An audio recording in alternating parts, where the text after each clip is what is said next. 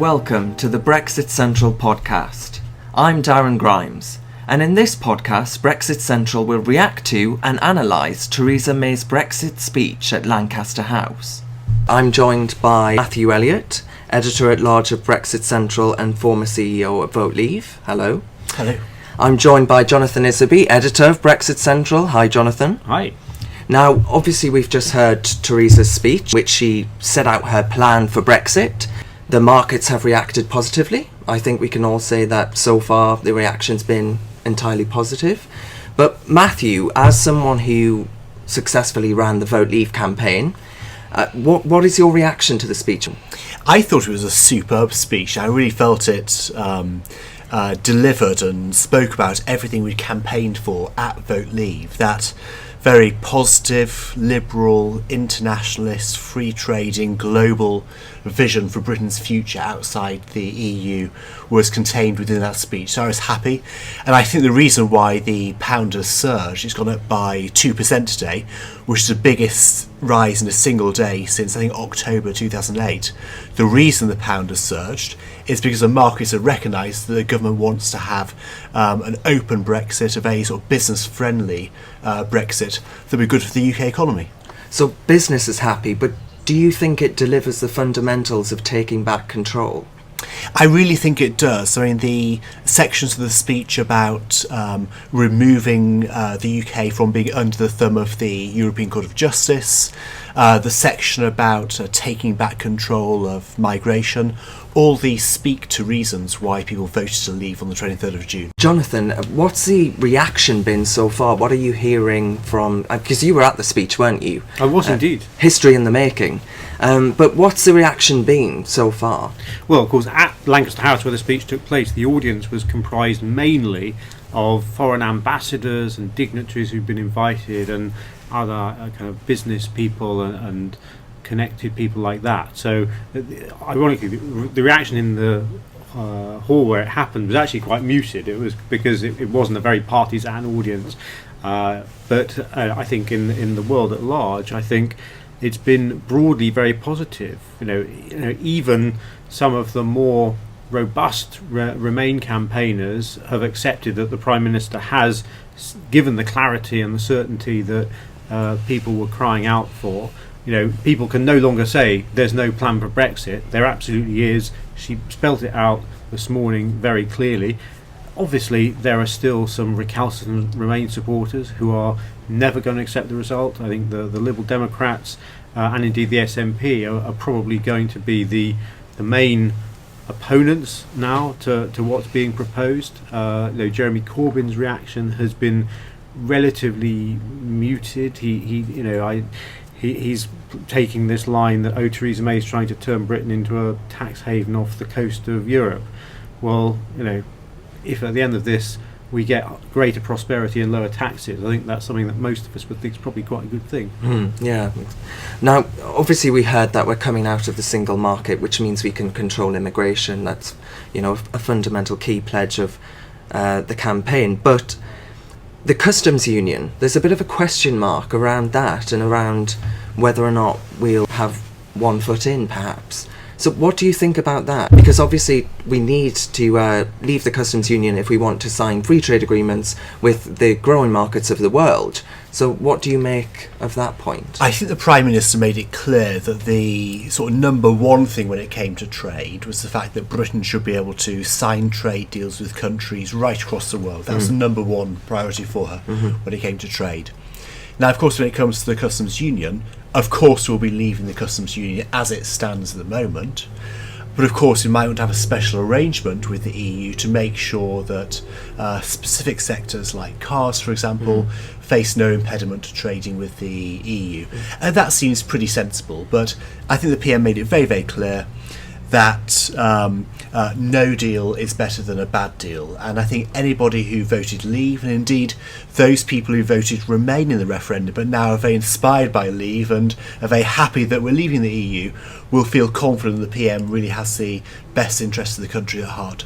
Now, Jonathan, going back to the point you made earlier on Remain as sort of coming round and accepting the result of June 23rd, do you think there's a lot of commentary on the speech itself alienating Remain voters because she's been so, I guess, Leave voters would say she's been so sound on the verdict of June 23rd. So do you think it has alienated the 48%? I don't think so. I mean, at the end of the day, there was a referendum to make a decision, and one side wins, another side loses. It's a bit like the 100 metres. You know, Usain Bolt either wins or he doesn't. He can't kind of half win it or half lose it.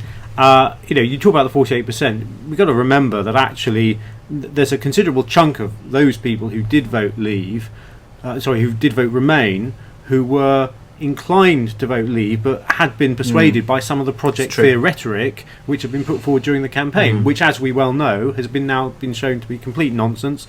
Every single economic prediction and projection over the last 6 months has been upgraded, and so people who were fearful, indeed Theresa May was one of them, have been proven to basically have been misled and are now more confident about what's happening. So the number of Remain supporters who are absolutely committed to try and stay in the European Union now, I think is far, far smaller.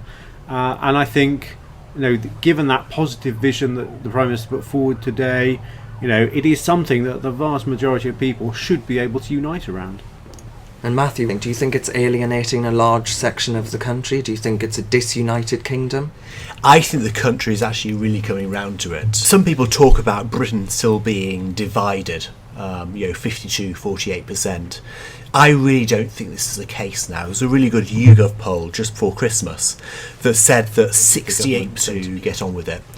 What people have seen is that basically since the economy hasn't collapsed, as people predicted with Project Fear, they're actually now pleased that Britain voted to leave and actually now keen for the government to get on with it. So the country is really rallying behind the idea of Britain leaving.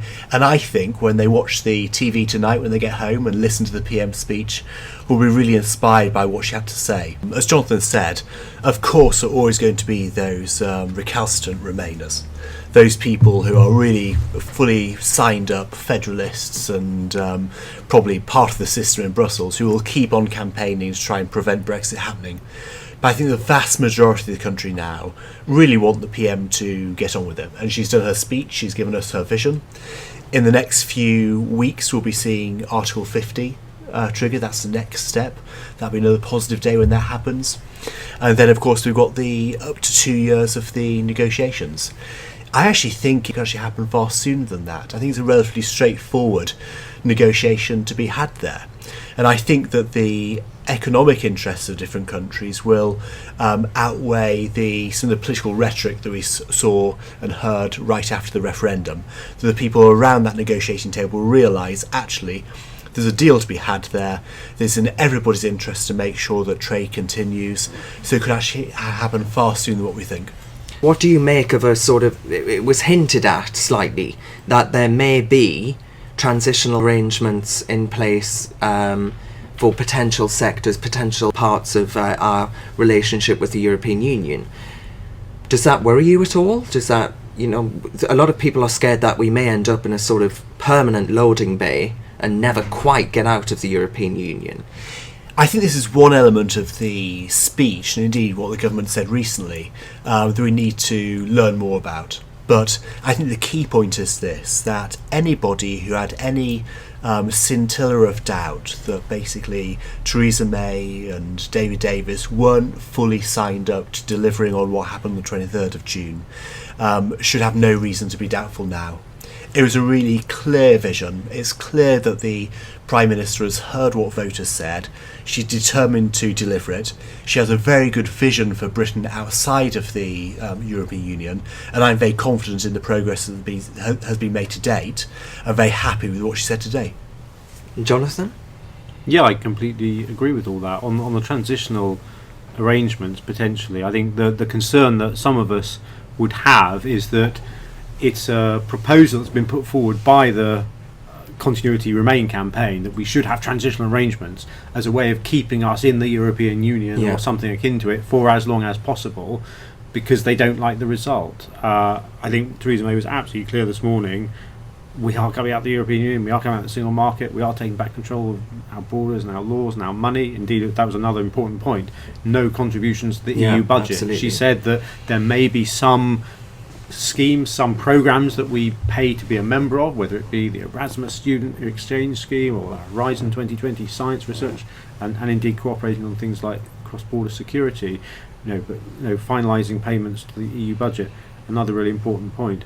I think it is happening, and if there are some kind of transitional arrangements, then from everything she said today, it's utterly clear that they would be short-term measures if necessary. But I don't even think that we should be at this stage working on the basis that they'll happen, because the negotiation is to come. We don't know exactly what the final deal is going to look like, but there's every reason to believe that the transition should be swift and smooth. Absolutely. I mean, Saeed Kamal made the argument that you should never enter a negotiation saying that you're going to have transitional agreements in place. And let's not forget as well the bigger picture on all of this. This has been the week where we've heard that President Donald Trump will be very keen to have a trade deal with the UK. We've also heard that New Zealand is keen to have a trade deal, and of course Australia is keen as well. So I think it's a really vibrant, free trading vision for Britain outside the European Union, which I just can't wait for it to happen. Jonathan, do you think that this helps us? That all the positive news that's been coming out lately. The IMF has rolled back on its gloomy prediction. Donald Trump has come forward with his willingness to sign a trade deal pretty quickly. New Zealand, Australia, all the rest of it. Do you think that has given Theresa May a large amount of clout in the upcoming negotiation? Oh, that's for sure. And indeed, it was just a few days ago that Michel Barnier effectively was saying, we do need to get access to the City of London, rather than us desperately trying to get access to the EU in some way, shape or form. So it's always been clear to those of us on the Leave side of the argument that we have an extremely strong negotiating position in all kinds of different ways in the negotiations to come. And actually, as you say, week by week, we're getting incredibly good news in all kinds of ways, as indeed any reader of Brexit Central knows, because we're covering it every day. And a reminder there, you can sign up to our daily newsletter at brexitcentral.com.